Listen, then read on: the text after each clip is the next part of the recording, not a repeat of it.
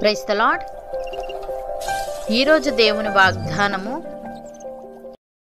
మూఢుడు తన తండ్రి చేయి శిక్షను తిరస్కరించును, గద్దింపునకు లోబడువాడు బుద్ధిమంతుడగును. సామెతల గ్రంథము 15వ అధ్యాయము 5వ వచనము.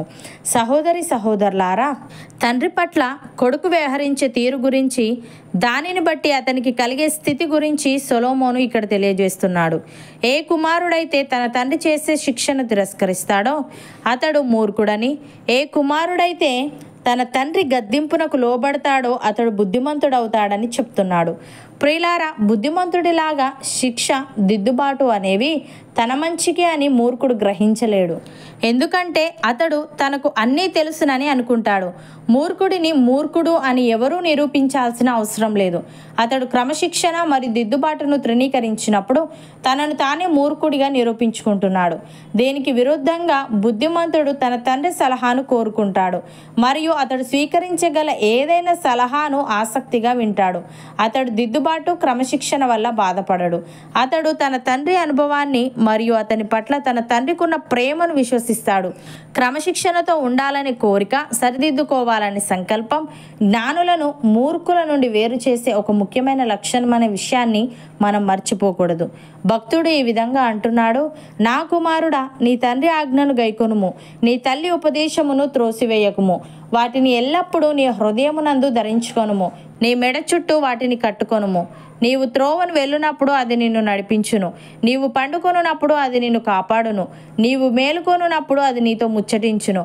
ఆజ్ఞ దీపముగాను, ఉపదేశము వెలుగుగాను ఉండును. శిక్షార్థమైన గద్దింపులు జీవమార్గములు అని. ప్రియులారా, ఉపదేశమును నిరాకరింపక దానిని అవలంబించి జ్ఞానులై ఉండుడి. అనుదినము దేవుని గడప యొద్ద కనిపెట్టుకొని, ఆయన ద్వారబంధముల యొద్ద కాచుకొని, ఆయన ఉపదేశము వినువారు ధన్యులు. ఆయనను కనుగొనువాడు జీవమును కనుగొనును, యెహోవా కటాక్షము వానికి కలుగును. దేవుడు ఈ విధంగా అంటున్నాడు: ఉపదేశము మీద మనస్సునుంచుము, తెలివిగల మాటలకు చెవియొగ్గుము. నీ బాలురను శిక్షించుట మానుకొనకుము. బెత్తముతో వాని కొట్టినేడల వాడు చావకుండును.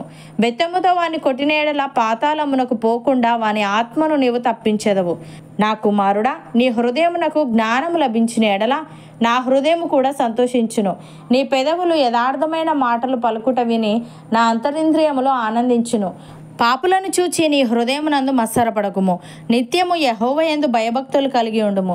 నిశ్చయముగా ముందుగతి రానివచ్చును, నీ ఆశ భంగము కానేరదు అని. సహోదరి సహోదరులారా, యెహోవా యందు భయభక్తులు కలిగి ఆయన త్రోవల యందు నడుచు వారందరూ ధన్యులు. నిశ్చయముగా నీవు నీ చేతుల కష్టార్జితమును అనుభవించెదవు. నీవు ధన్యుడవు, నీకు మేలు కలుగును.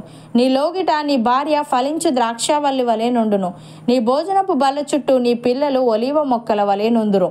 యెహోవా యందు భయభక్తులు గలవాడు ఇలాగు ఆశీర్వదింపబడును. సియోనులో నుండి యెహోవా నిన్ను ఆశీర్వదించును. నీ జీవితకాలం అంతయు యెరూషలేమునకు క్షేమము కలుగుట చూచెదవు.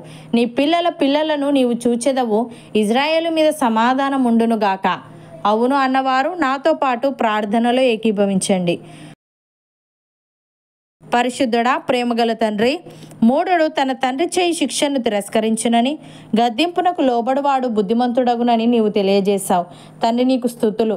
దేవా, మేము నీ ఆజ్ఞను గైకొనుచు నీ ఉపదేశమును త్రోసివేయక వాటిని ఎల్లప్పుడూ మా హృదయమునందు ధరించుకొని మా మెడ చుట్టూ వాటిని కట్టుకునే వారంగా ఉండుటకు సహాయము దయచేయమని, అనుదినము నీ గడప యొద్ద కనిపెట్టుకొని నీ ద్వారబంధముల యొద్ద కాచుకొని నీ ఉపదేశమును వింటూ నీవిచ్చే జీవమును కటాక్షమును పొందుకొనుటకు కృప చూపమని, నీ ఆశీర్వాదము చేత మాలో ప్రతి ఒక్కరిని నీవే నింపమని యేసుక్రీస్తు నామమున ప్రార్థిస్తున్నాము తండ్రి.